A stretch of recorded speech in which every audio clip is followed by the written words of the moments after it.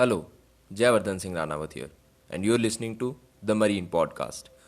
आज के इस पॉडकास्ट का टॉपिक है कि कॉलेज पीरियड के दौरान टाइम को कैसे मैनेज करें।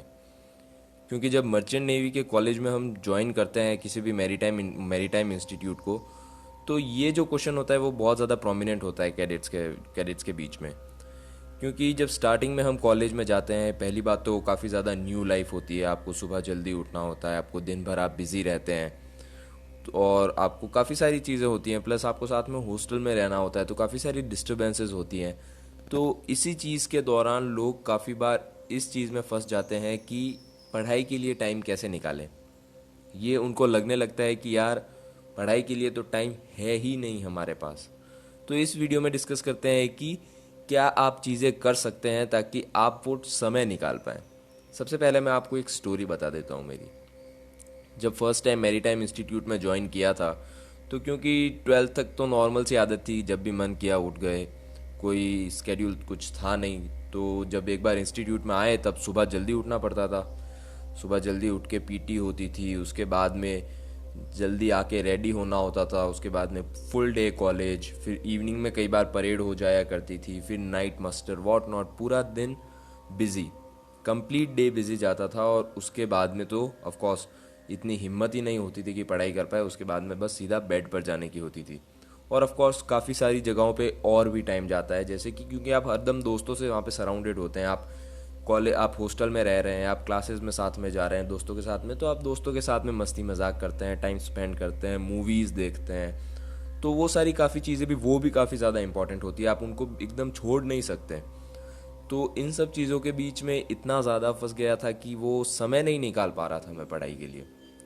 तब मुझे पता लगा कि यार शायद कुछ तो गलत होगा, क्योंकि ऐसा नहीं हो सकता कि पढ़ाई के लिए समय ही ना हो, या तो मैं निकाल नहीं पा रहा हूँ समय। तो उस टाइम पे मैंने एक चीज़ देखी थी, एक वीडियो में देख रहा था। उस वीडियो में जो स्पीकर थे वो कहते हैं कि अक्सर हमें ऐसा लगता है कि हम बहुत सारी चीज़ें कर रहे हैं और उस वजह से हम बिज़ी रहते हैं, लेकिन रियलिटी होती है कि हम बहुत सारी चीज़ें नहीं कर रहे होते हैं।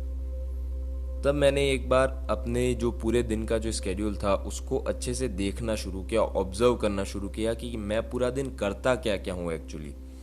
ना सोचना बंद कर दिया कि मैं पूरा दिन बिजी रहता हूँ, क्योंकि वो तो फर्स्ट सेमेस्टर से ही दिमाग में बैठ जाता है हर एक मैरीटाइम कैडेट के बीच में कि मैं तो बिजी हूँ, मैं तो बिजी हूँ। तो वो बिजी पार्ट सोचना छोड़ दिया, बस एक बार ऑब्जर्व करना शुरू कर दिया कि मेरा पूरा दिन का जो टाइम है वो कहाँ अलॉट होता है।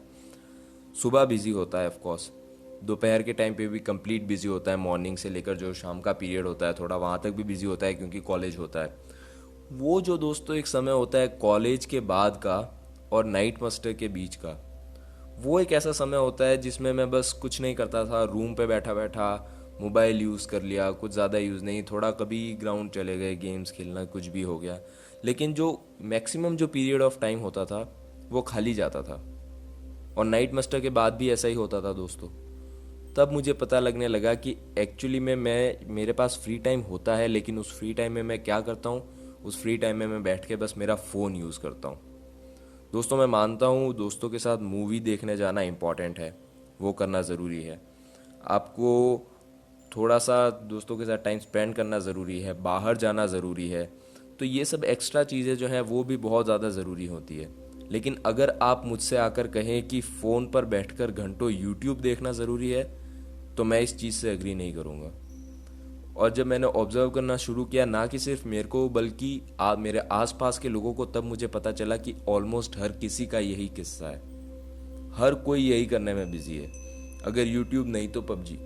जी हाँ, पबजी आजकल बहुत ज़्यादा चल रहा है और लोग घंटों तक उसी में रहते हैं। तो अगर आप मुझसे कहेंगे कि आप बिज़ी हैं फ़ोन में यूट्यूब देखने में और आप बिज़ी हैं फ़ोन में पबजी खेलने में, तो मैं इस पे एक क्वेश्चन मार्क लगाना चाहूँगा कि क्या आप वाकई में बिज़ी हैं? जी नहीं।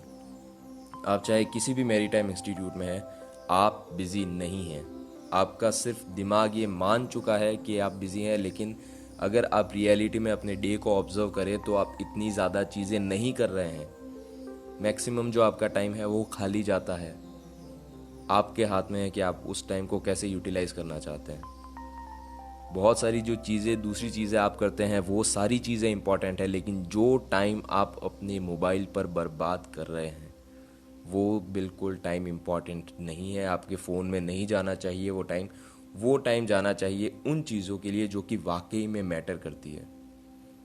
दोस्तों कई बार ऐसा होता था कि फ्रेंड्स के साथ मूवीज़ देखने जाना होता था, तो क्योंकि वो ज़रूरी है, ऑफ कोर्स माइंड को भी फ्रेश होना चाहिए, तो मूवीज़ देखने चले गए, पूरा दिन बाहर कहीं घूम लिए। उसके बाद दोस्तों रात को आने के बाद जब सब लोग सो जाते थे तब मुझे लगता था कि यार हर एक इम्पॉर्टेंट चीज़ तो कर ली है मैंने मेरे आज के दिन में, एक और इम्पॉर्टेंट चीज़ थी जो कि मैं करने के लिए आया था कॉलेज में, वो मैंने आज नहीं किया, और वो किए बिना मैं कैसे सोने जा सकता हूँ। तो खोल ली थोड़ी सी बुक, पढ़ लिया 10-15 मिनट, जो 10-15 मिनट सोने से पहले यूट्यूब देखा करता था पहले, वही 10-15 मिनट फ़ोन में ही एक कोई PDF फाइल खोल के हल्का सा पढ़ लिया।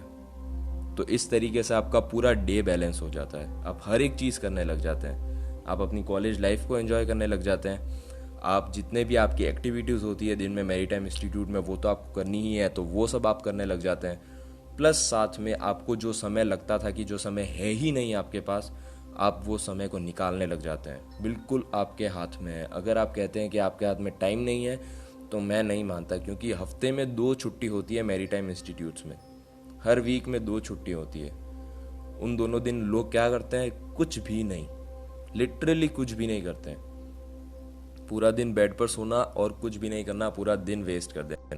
तो ये आप क्या है कि आप उसको कैसे यूटिलाइज कर रहे हैं। 2 दिन बहुत होते हैं पूरे पढ़ने के लिए। इनफैक्ट मैं तो ये मानता हूँ कि 2 या 3 दिन में अगर आप पूरा अगर 2 या 3 दिन कंप्लीट अगर दें, 1 महीने का सिलेबस कवर कर सकते हैं, अगर आप कंप्लीट मन से अगर उन 2-3 दिन को यूटिलाइज करें तो। लेकिन हम वो करना नहीं चाहते, क्योंकि हमने हमारे माइंड को ये बहला दिया है कि हम तो भैया बिजी हैं, लेकिन रियलिटी में आप कुछ भी नहीं कर रहे हैं, कुछ भी नहीं, कुछ भी इम्पोर्टेंट आप नहीं कर रहे हैं, सच्चाई यही है।